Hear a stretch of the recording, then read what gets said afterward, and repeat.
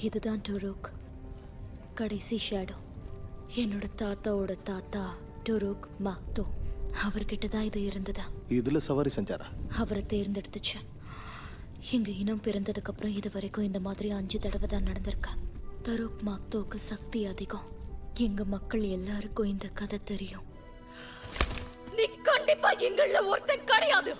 ஆனா இப்ப அவங்கள நம்ப வைக்க நான் எந்த ஆபத்தையும் சந்திக்க தயாரா இருக்கேன்.